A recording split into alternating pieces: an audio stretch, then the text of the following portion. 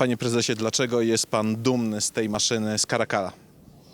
First of all, we are very happy to be here in Kielce today. It's the center of Europe for aviation and defense, and of course, we have the Caracal here today on the show. Airbus Helicopters is very proud and happy to display the Caracal, which is now at home in Poland, having been selected by Poland for the multi-role helicopter. The Caracal is the most modern, combat-proven helicopter in this class for multi-role missions. This helicopter is an 11-ton class helicopter designed for all kind of missions for different forces and is operated by many countries around the world. And as you know, the Caracal has been combat-proven on the recent combat fields around the world where there are wars. And this is, as you can see, a very impressive helicopter equipped with all kind of mission systems to operate and be successful at war. Właśnie, jakie jest doświadczenie, nazwijmy to wojenne, w konfliktach zbrojnych Caracala? Gdzie był użyty?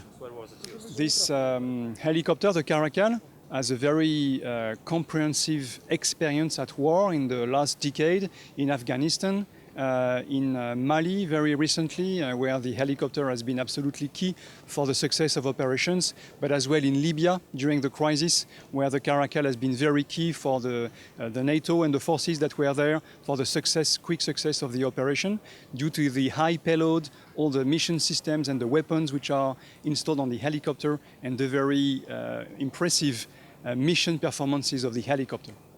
Armie których państw używają Caracala? This helicopter has been first selected by France and has been designed for the different armed forces of France and is operated in the Navy, in the Army Aviation and in the Air Force of the French forces, and was then deployed, sold to other countries around the world. A large number of helicopters for the three armed forces are flown in Brazil, where we have an assembly line and a full-fledged industrial setup, but as well in Mexico, and we have customers as well in Malaysia, in Indonesia, and in Thailand, so many places around the world. I ostatnie pytanie, oczywiście dużo ludzi sobie zadaje w Polsce to pytanie w związku z zakupem Caracali przez Polskę. Jaka jest oferta technologiczna i przemysłowa Airbusa dla Polski, dla polskiego przemysłu zbrojeniowego? Proszę wymienić najważniejsze punkty. I would like to remind that Airbus Group is the child of a European vision for defense and industrial defense in Europe. And this has allowed Airbus to merge, to exist first, and to deploy itself in its first countries that were France, Germany, Spain and UK. And this vision for Europe, for the industry and the defense in Europe, is of course now including Poland. So for Airbus Group, we are ramping up in Poland. We continue this year to demonstrate our commitment here in Poland, growing our activities. And there will be a lot of activities around helicopters.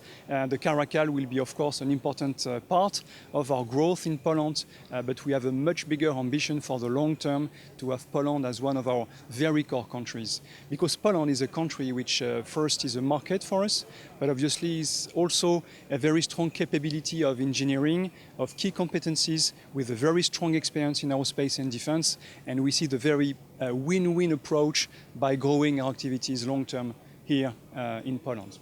Panie prezesie, ostatnia rzecz, nietypowa prośba. Czy mógłby pan się przedstawić naszym widzom?